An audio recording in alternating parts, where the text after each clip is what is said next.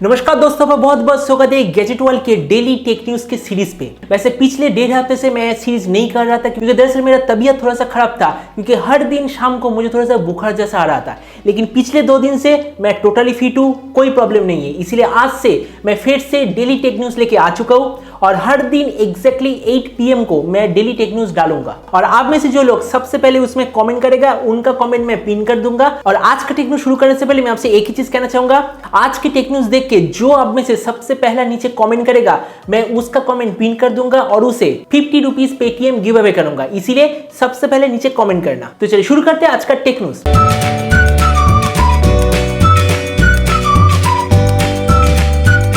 आज का tech news से पहले हम ये देखेंगे कि कौन कौन से नया स्मार्टफोन लॉन्च होने वाला है। तो आज चाइना पे लॉन्च हो चुका है Realme V5 नाम का एक स्मार्टफोन, जिसमें हमें मिलता है 6.5 inch full HD plus display, Dimensity 720 processor, 48 megapixel quad camera setup, 16 megapixel front camera, 6GB RAM, 120GB memory और 5000 mAh बैटरी। और अगर इसके प्राइस के बारे में बात करें तो इसका प्राइस है 1399 युआन, मतलब अगर हम इसे डायरेक्टली इंडियन रुपीज में कन्वर्ट करेंगे तो मैक्सिमम 15,000 रुपए। और मुझे लग रहा है कि ये जो Realme V5 लॉन्च हुआ है, यही दरअसल जब इंडिया में आएगा इसका नाम चेंज होकर हो जाएगा Realme 7, और जो Realme 7 Pro आएगा उसमें आएगा 690। इसके बाद का न्यूज है Xiaomi की तरफ से। जैसे कि अभी इस पिक्चर में भी देख सकते हैं, Xiaomi ने एक बिल्कुल नया तरीके का स्मार्टफोन का डिजाइन बना लिया है। हम मॉडर्न टाइम में जो ब्लूटूथ ईयरबड्स इस्तेमाल करते हैं, वो जो ब्लूटूथ ईयरबड्स कहीं पर भी खो सकता है, इसलिए Xiaomi वालों ने उसके लिए एक नया प्लेस बनवाया। आप देख सकते हैं कि हम उस ब्लूटूथ ईयरबड्स को फोन के अंदर ही रख सकते हैं, जिससे कि वो ऑटोमेटिक चार्ज भी हो जाएगा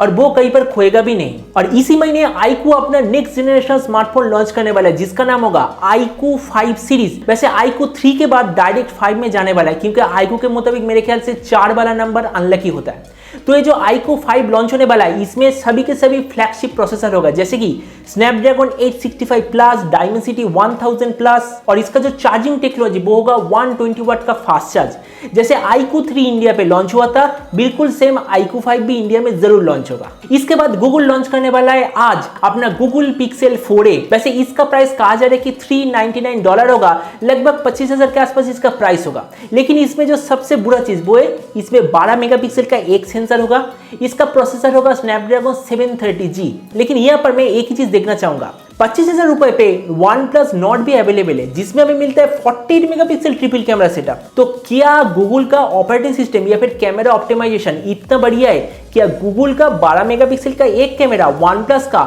48 मेगापिक्सल ट्रिपल कैमरा सेटअप को हरा सकता है या फिर नहीं? मैं बस यही देखना चाहता हूँ। तो इसके बाद मोटोरोला की तरफ से एक स्मार्टफोन आने वाला है, जिसका नाम है Motorola G9 Plus, जो कि already US FCC certification site में आ चुका है। कहा जा रहा है कि इसका प्राइस होगा लगभग 25,000 के आसपास, और इसमें हमें मिलेगा 4700 mAh battery with fast charge support. तो अब देखते हैं आखिरकार ये वाला स्मार्टफोन इंडिया में कब तक लॉन्च होता है, क्योंकि इंडिया में मोटोरोला का जो G सीरीज वो बहुत ही कामयाब सीरीज है। इसके बाद OnePlus भी इसी महीने अपने 2 नया स्मार्टफोन लॉन्च करने वाला है। ये जो OnePlus ने पिछले महीने अपना OnePlus Nord सीरीज लॉन्च किया था, अब उसके अंदर लाने वाले अपना OnePlus Nord Lite, जिसमें होगा Snapdragon 690 processor, triple camera setup होगा, 20,000 के नीचे प्राइस होगा। और ये भी कहा जा रहा है कि OnePlus Nord Lite के साथ एक और स्मार्टफोन OnePlus लॉन्च करेगा, जिसका प्राइस होगा 15,000 के थोड़ा सा नीचे, और जिसमें होगा डुअल कैमरा सेटअप, जैसे कि अभी इस पिक्चर में भी देख सकते हैं। लेकिन उसमें क्या प्रोसेसर होगा इसके बारे में कोई इंफॉर्मेशन अवेलेबल नहीं है। मतलब हम यही चीज कह सकते हैं कि OnePlus अभी बहुत ही बढ़िया काम कर रहा है। जैसे OnePlus 8 और 8 Pro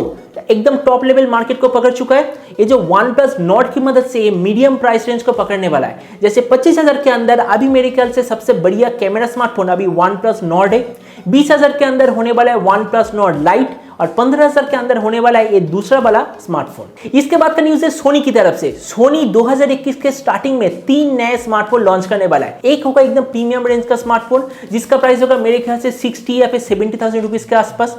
दूसरा होगा 30,000 रुपए के आसपास एक रेगुलर वाला स्मार्टफोन, और एक और जो स्मार्टफोन आएगा वो होगा बजट रेंज का स्मार्टफोन, मतलब 15 से 21-22,000 के बीच में। वैसे उसका क्या स्पेसिफिकेशन, क्या नाम, इसके बारे में तो अभी तक कोई इंफॉर्मेशन अवेलेबल नहीं है। वैसे सच को तो सोनी के स्मार्टफोन की तरफ से मेरा उतना ज्यादा एक्सपेक्टेशन नहीं है, क्योंकि हाँ ये चीज मैं मानता हूँ कि सोनी दुनिया का सबसे बेहतर कैमरा सेंसर बनाता है, लेकिन सोनी का अपना ऑप्टिमाइजेशन दुनिया का सबसे बुरा ऑप्टिमाइजेशन है। तो इसके बाद हम सेल के बारे में कुछ न्यूज जान लेते हैं।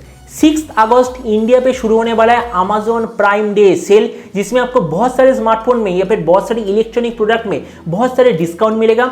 कार्ड का भी ऑफर मिलेगा। और एग्जैक्टली सेम डे से फ्लिपकार्ट में भी एक सेल शुरू होने वाला है जिसका नाम होगा Flipkart big shopping day sale. वैसे फ्लिपकार्ट पे और अमेजोन पे अलग अलग प्राइस रेंज में कौन सा स्मार्टफोन आपको लेना चाहिए इसके ऊपर मैं वीडियो कल दोपहर तक जरूर बना दूंगा। इसे कल दोपहर का जो वीडियो आएगा वो बहुत ही इंपॉर्टेंट होगा आपके लिए। तो इंडिया पे तो टिकटॉक बैन हो चुका है, अब यूएसए में भी बैन होने वाला है। लेकिन यूएसए के गवर्नमेंट मतलब यूएसए का जो प्रेसिडेंट डोनाल्ड ट्रम्प उन्होंने कहा है यूएसए में टिकटॉक का जो बिजनेस है वो बिजनेस अगर टिकटॉक माइक्रोसॉफ्ट को बेच देता है तो टिकटॉक बच जाएगा, अगर माइक्रोसॉफ्ट को नहीं बेचता है तो टिकटॉक यूएसए से भी पूरा बैन हो जाएगा। इसीलिए डोनाल्ड ट्रम्प ने टिकटॉक को 45 डेज का टाइम दिया है। मतलब यही चीज कह सकते हैं कि अभी टिकटॉक के पास 45 डेज का टाइम है, उस टाइम के अंदर अगर टिकटॉक यूएसए का बिजनेस माइक्रोसॉफ्ट को बेच देता है तो सही है, अगर नहीं बेचता है तो टोटली लॉस होगा। तो इसके बाद का एक बहुत ही बढ़िया न्यूज है, शेयरइट नाम का एक ऐप जो कि एक चाइनीज फाइल शेयरिंग ऐप था, मैं तो बहुत ज्यादा इस्तेमाल करता था। आप में से बहुत लोग भी मेरे ख्याल से वो शेयरइट ऐप जरूर इस्तेमाल करते होंगे और अभी भी मुझे लगता है कि शेयरइट सबसे बेहतरीन ऐप था। लेकिन आप कहा जाए कि एक जम्मू कश्मीर का 17 साल का लड़का जिसका नाम है अशफाक महमूद,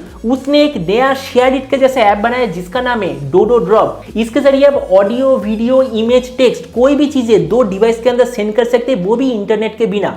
और मेरे ख्याल से ये वाला एक बहुत ही बढ़िया ऐप होगा।